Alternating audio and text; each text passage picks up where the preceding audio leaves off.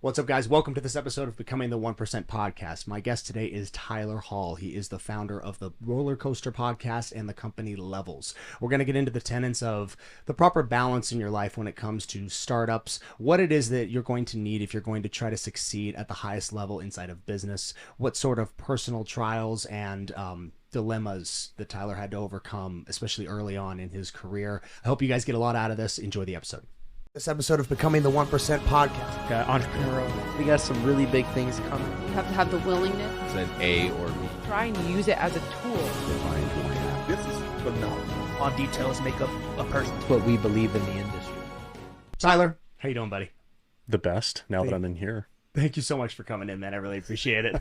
This place is just off the chart. If you listen to the show or you don't listen to the show, you're part of my audience. You have to go follow Brandon's page. You'll see exactly what I'm talking about. I'll probably produce a reel around this day because there's so much to see inside of this. I'd call it a facility, but it's your house. I mean, that's the craziest part about what this is. I know. It's super impressive. Thank you so much, bro. I really appreciate it. It's a labor of love, that's for sure. Yeah. And it's also a slow burn, which I think really does provide a lesson in and of itself. I mean, anything that we decide to take on or do, if it's something you want to do full time, you really need to have an understanding that, okay, I'm going to have both patience and passion because it's going to require both. Yeah. How long did this take you? This took about 9.5 years. And you can tell. I mean, there's no rushing what you've got here. And it is, when I say that it is built on the principle of collaboration, that is probably the truest statement I can make about it. I am fortunate enough that I get to be the person whose face is on the cover of it. Yeah.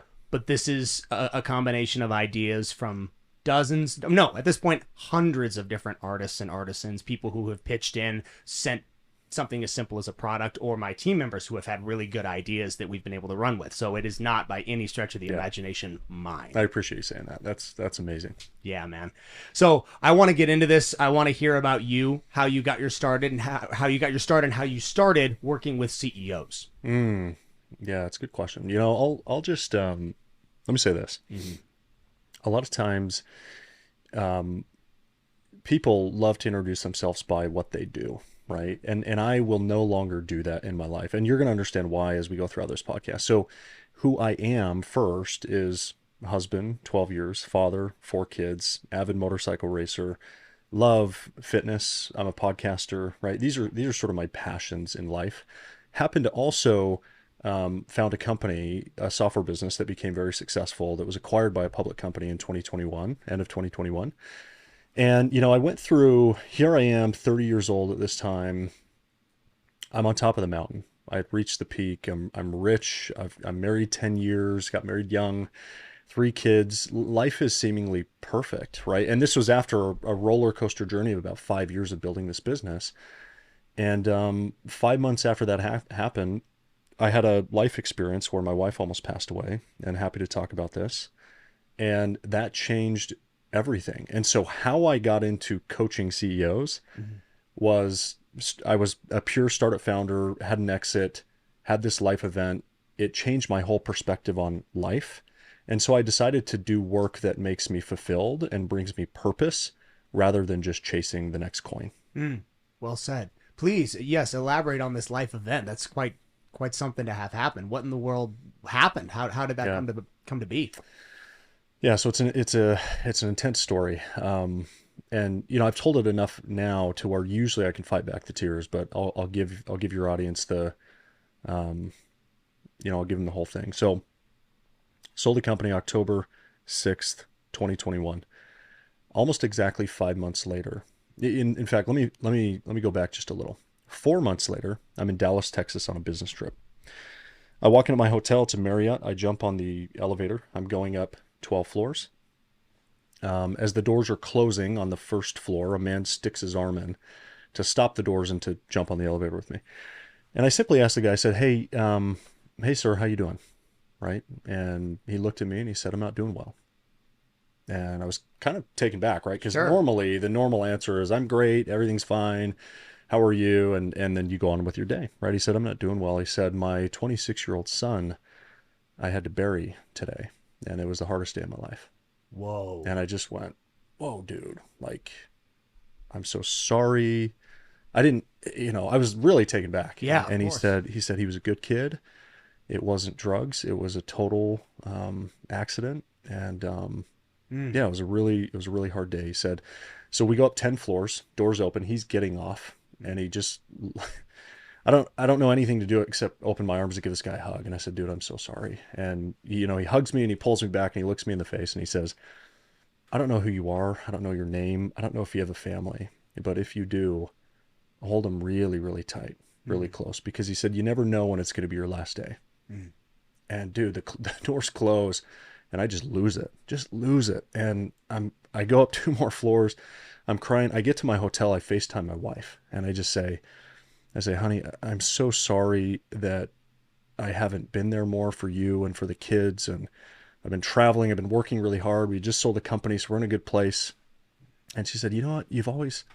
I appreciate you saying that, but you've always done your best and you've always been there for us and you've been a great provider. And so I documented that. I actually pulled out my camera and I recorded a video of this experience because I didn't want to forget it, okay? Almost exactly 1 month later. It's March 1st. I'm in New York City. I'm with the CEO of the parent company. We're getting ready to present at NASDAQ on CNBC. It's a whole deal. It's just like an entrepreneur's dream is this moment, right? Yeah.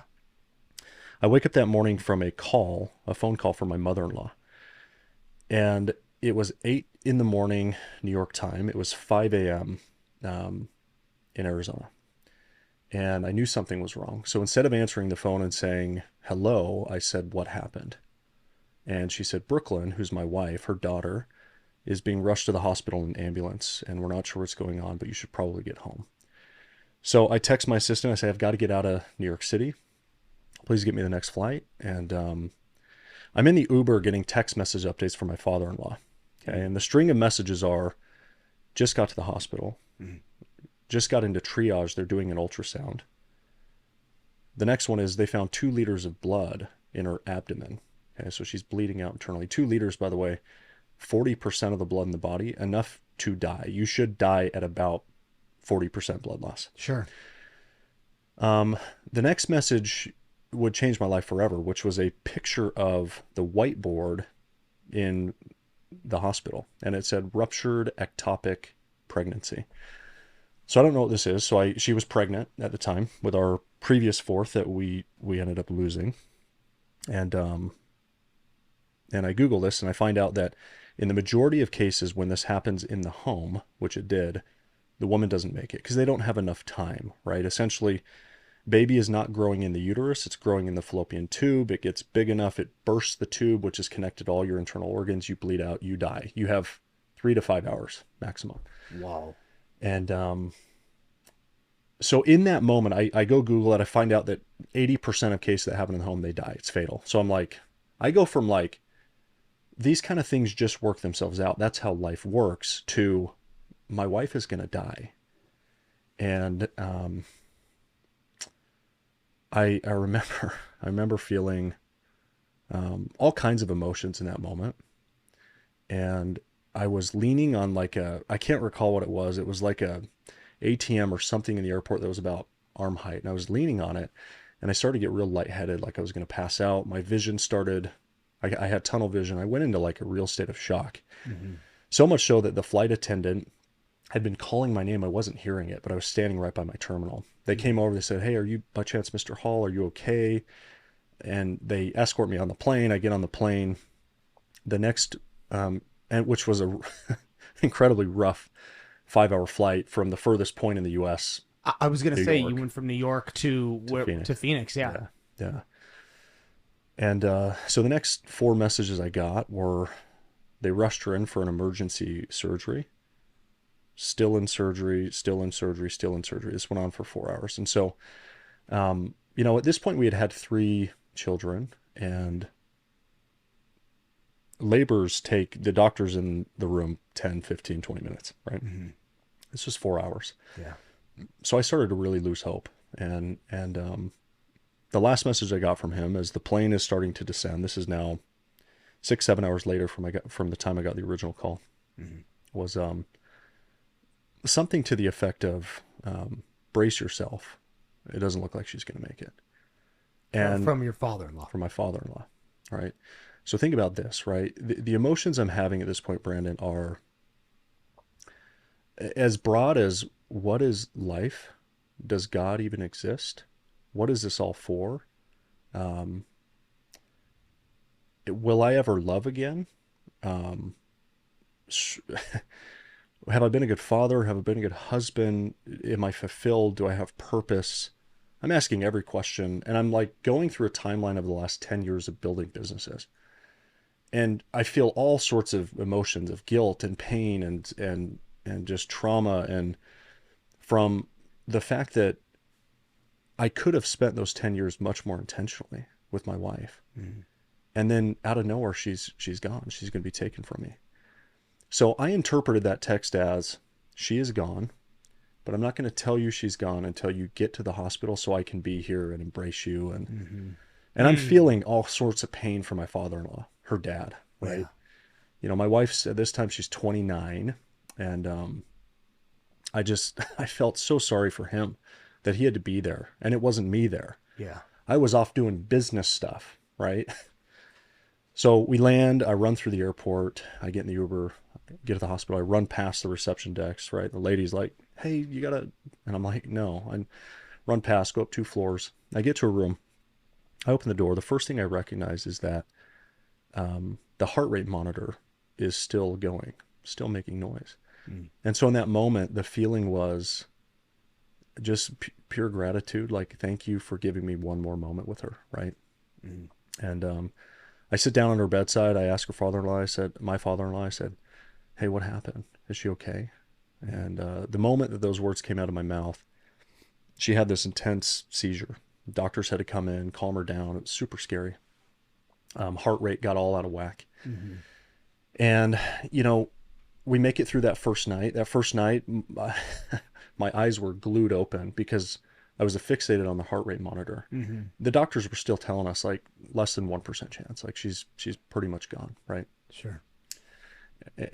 But one night we get through that, and we get through a second night, we get through a third night. By the 4th day, she starts coming to, she starts communicating. At some point, we have the conversation. I said, hey, do you remember that seizure that you had a few days ago when I had first got to the hospital? And she said, yeah.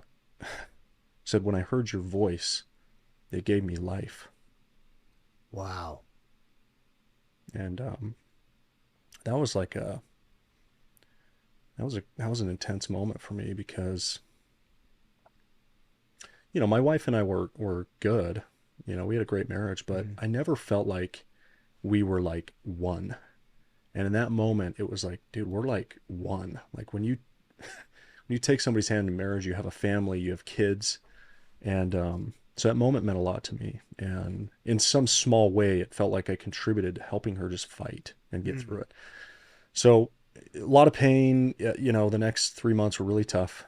She ends up making it. She ends up getting healthy. And, you know, but I realized in that moment that like money and business and chasing the next coin, that's not what this life's about at all. And really our life is all predicated around having healthy relationships. And if you don't have great relationships, then life is pretty meaningless. And so that's what I learned through that. So that's the long-winded story of the rise of Tyler, hitting rock bottom, coming out of it. And now the work I do today is really not about optimizing for money. And it's really about optimizing for fulfillment and joy and purpose. Wow.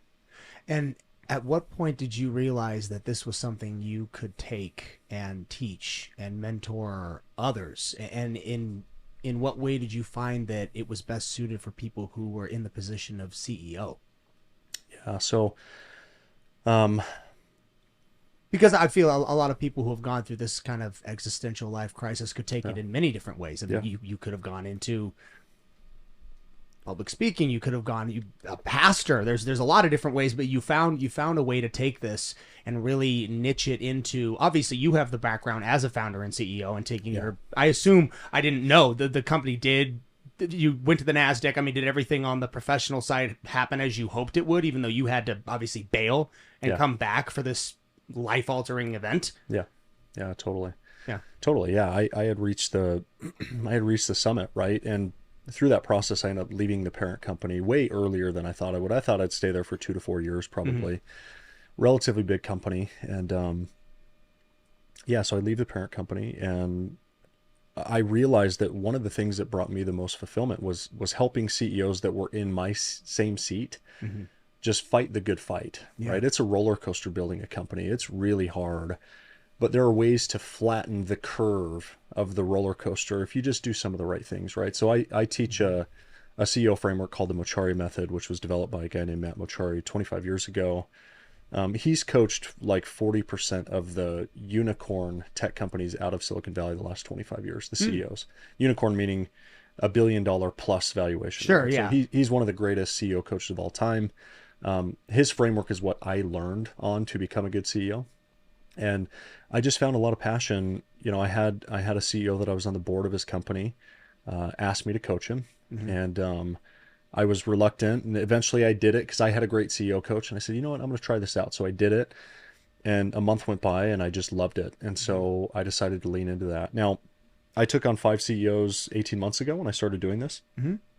I still have the same ones. I haven't taken on another one. Is this only 18 months old? This what you've been doing? Yeah. Wow. Yeah. That's awesome, dude. I didn't know that. That's So- incredibly new. That's great. You love doing it. This is I would say I love it, but it's not what I want to use all my time on, right? So I spend probably 20% of my time doing CEO coaching. I've invested in about 10 early stage software businesses, mostly in the automotive tech space, because that's what I know. I sit on a few boards. I'm an advisor to a handful of companies.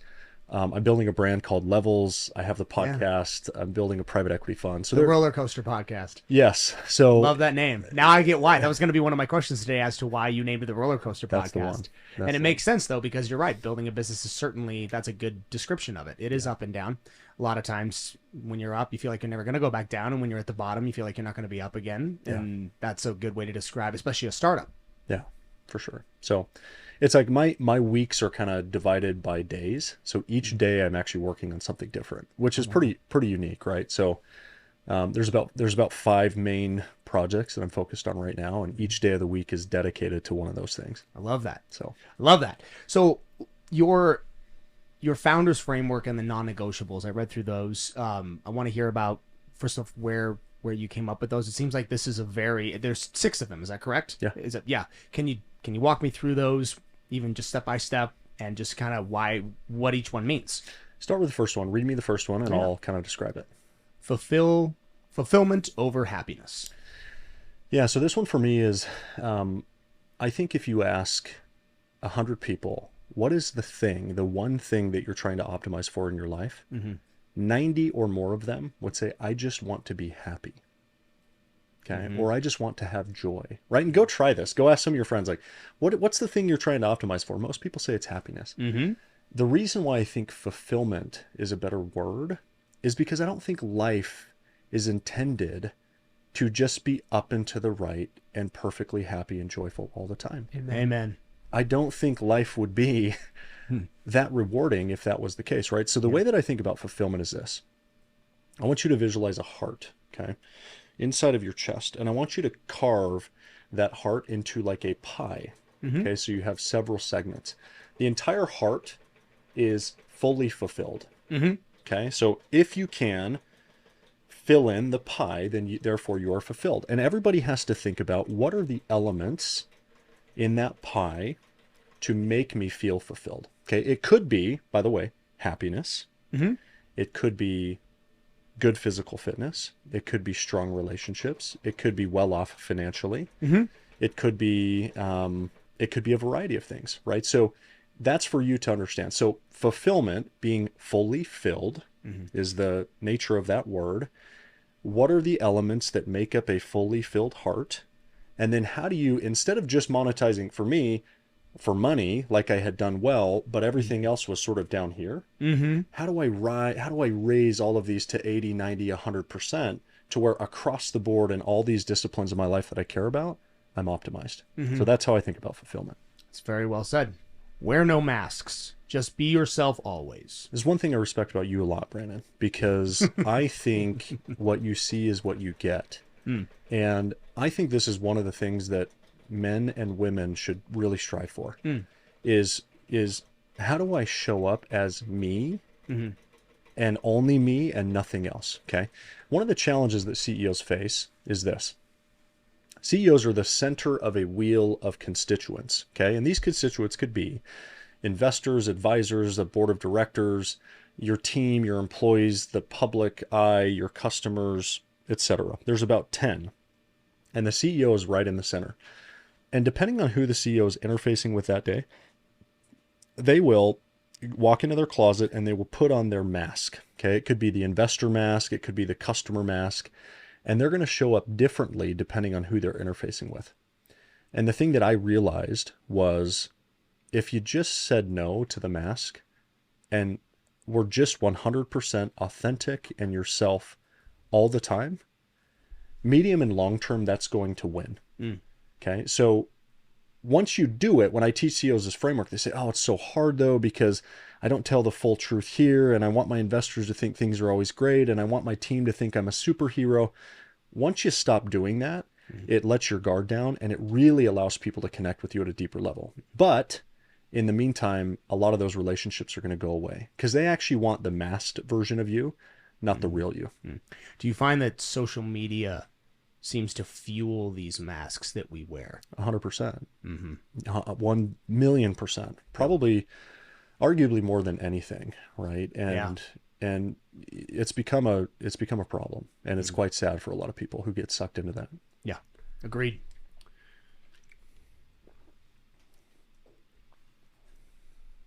Be 100% all in or all out. What do you think about this one? I think this is probably my favorite one. I don't particularly like or prescribe to the idea that we should have a plan B. Yeah. I'm somebody who had a plan B for, I'll say, the beginning 3 to 4 years of my professional career out of college. It's impossible. It's near impossible to make something succeed if you are 100% vested in what you're doing, if you are trying to start it yourself. And if you are truly in the startup phase, you're going to know what I'm talking about. Yeah. I would say it is even less possible if you are working on multiple things. If you are somebody who is trying to do a side hustle along with your primary, and we all know people like this. We all know people who most people dance from this topic to that topic to this. Well, I'm going to try that and then I'll come back to this. And I don't know. I've always found that even with full steam ahead focus on exactly what I love and having the background of it being my education, my passion, the thing I love to do, all of that going in the same direction still leaves a lot of work left to be done, and it's still hard. This is really hard to see success in something you want to start and create. So I love this. Be 100% all in or don't do it at all. Amen. That's exactly it. Mm-hmm. So I have a quick question for you, because I know you mentioned that you're a part of 5 different companies right now. Are you active in these, or are you more of an advisor and investor and just helping on like the back end, not like the day-to-day? Yeah, some of them are. So it's a really good point, and it's a great question. Some of these are I am active in, like Levels, for example, is a brand that I own. The podcast is my own podcast, right? Mm-hmm. But what I've learned at this stage of my career is when you have really good people around you, it allows you to do multiple things. And there's only so many interviews you can do, right? So I couldn't spend... You do a lot of them. Yeah, I couldn't spend all of my time on podcasts anyways, right? Sure. Same with like Levels, right? It's if I wanted this thing to be huge in 6 months or a year, it would require a lot more of my time. But the fact of the matter is I'm comfortable sort of growing this thing slower because I have other things. But the other companies I'm involved in, predominantly it's advisor, investor. I pop in here, I pop in there, right? So it's a little bit different for me than I would say most people, right? That's something you just touched on that I think is an invaluable lesson that everyone needs to learn, especially if they are starting something. Yeah. You need to surround yourself with people that are like-minded, people who can help you succeed. This life is not meant to be journeyed alone in almost any category, I would say. Totally. There are no lone wolves out there. There just aren't. In business, never more so. Yeah. You are going, if you are trying to scale, you are going to need people around you. And that's going to require trust and self-sacrifice and just everything that comes with building a team. So you want to make sure those people are good investments. Yep. Amen. Be present. I mean, CEOs especially struggle with this, and entrepreneurs, right? We tend to be very sort of right brain ADD types anyways, right? And so it's Let's go. even during this interview, or like squirrel, like there's so much happening, right? Yep. And we struggle from that. And so there's actual frameworks and processes that you can implement in your life to sort of force yourself to be present. Now, there's a big difference between being in the room and being present. Because before, I made a concerted effort to be in the room with my family for dinner, in evenings, try to mitigate travel as much as possible, but I was never there.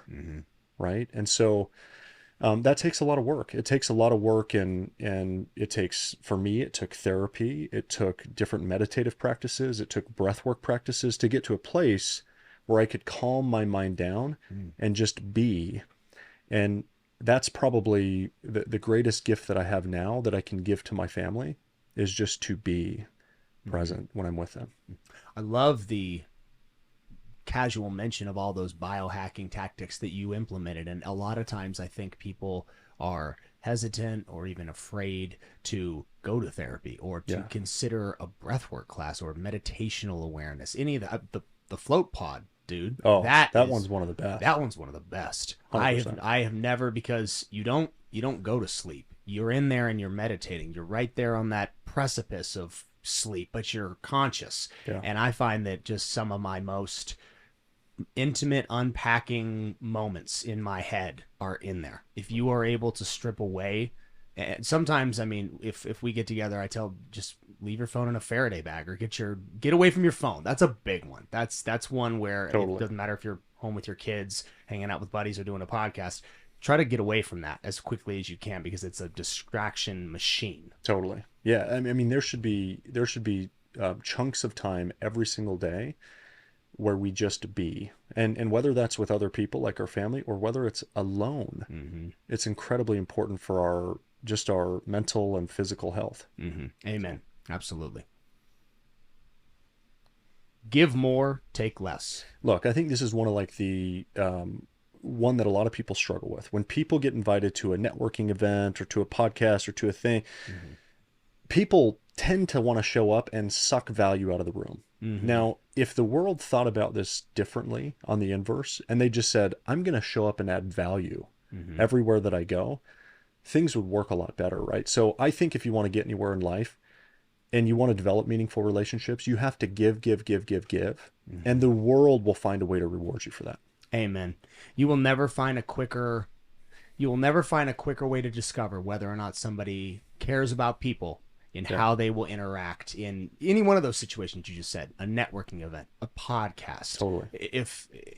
And you and I both podcast. So you and I have been exposed to all types of characters from all walks of life. People who come into the room with they can come into the room with a toxic cloud following them. They may not come into the room at all. You may call them up and ask them to come, and they want money to come. Yeah. There is a whole plethora of different types of people that have different mindsets when it comes to interactions and ultimately business. And I really do think that just how does someone interact in a conversation with you on a podcast? A podcast is a perfect way to determine this, because there is inherent value being exchanged just by the words you say. It's collaboration in a very pure format.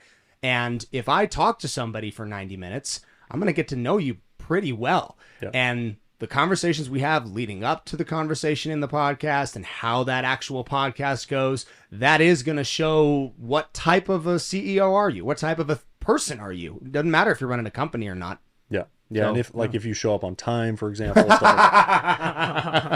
like that.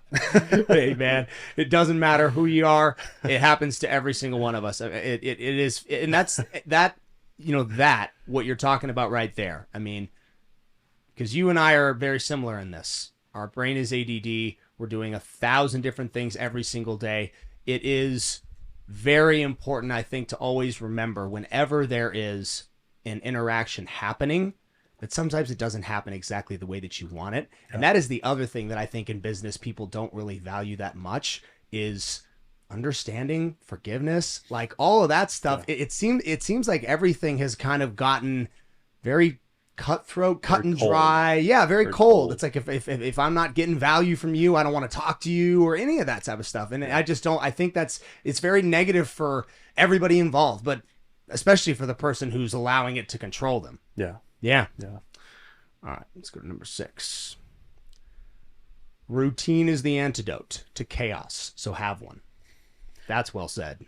Yeah, I mean, like, again, back to the ADD brain, right? Things are chaotic. And one of the ways to flatten the curve of the chaos throughout the day is to just have things stamped and set in stone as routines on a daily basis, right? So, you know, a lot of people, I was 30 when I sold my company. Most people thought, based on the way I interacted and behaved and communicated, they thought I was maybe 40, a lot older. And I said, well, one of the reasons why I was able to short circuit my pathway to success was because I blocked out all the noise and I was incredibly routine driven, right? So look, I know I'm going to get a lot of hate for this because people seem to hate morning routines, but it's what allowed me to get through the hardest times.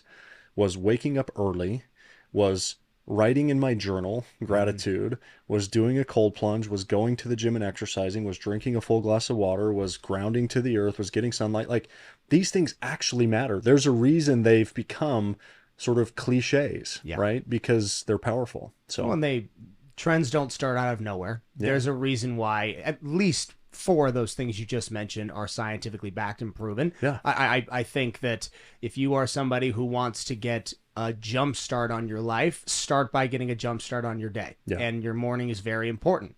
I think regardless of when you have your routine, you have to have a routine. Totally. You have to, because you cannot allow, I love the use of the word chaos. That's perfect, because chaos does not breed success. No. If things are out of, and that's the thing too, for guys like us with ADD, it seems like chaos kind of abounds if left unchecked, at least in my brain. Yeah. If I don't constantly bring myself down to, okay, no, this is the thing that's in front of you, we're going to focus on this. I'm living in what I've yet to do tomorrow. I'm focusing on what I didn't do yesterday. I am dancing back and forth between the future and the past, and again, not staying present always in the moment that I'm in, staying focused on the task that's at hand. And that's a big problem. And there are ways to correct that problem. That's the other thing. Grounding, cold plunging. Cold plunging is, I love how every single podcast we get on this topic. Cold plunging is the quickest way to get your thoughts present in the moment that you're in. Totally. I tell people that you were never, if you're trying to get mental clarity and you're trying to eliminate the noise from, especially the noise from the regret from the past or the anxious feelings about the future, get in the cold plunge. Get cold. Yeah. You aren't going to have any thought about anything except exactly what's happening right now. And that, to me, that's worth doing it without any of the other positive consequences of cold plunging. But yeah, man, this is amazing. The Founder's Framework. I also love that. That's a really good way to phrase these 6 tenets and really, it makes sense to me. I know exactly what it is you're going to pitch deck before I even read them. Yeah. And I love what you're doing, man. Appreciate you coming in and you. making this happen. Really, This seriously. is a pleasure. This place is amazing. I appreciate you guys being patient with me. We'll run another one back where we can go long 100%. form. Let's do it. 100% on this one's on me, and I really appreciate you guys being flexible. Absolutely, brother. Thank you again. Love We'll you, do man. it. We'll do it a bunch. Thanks. All right, buddy. We'll cut it right there.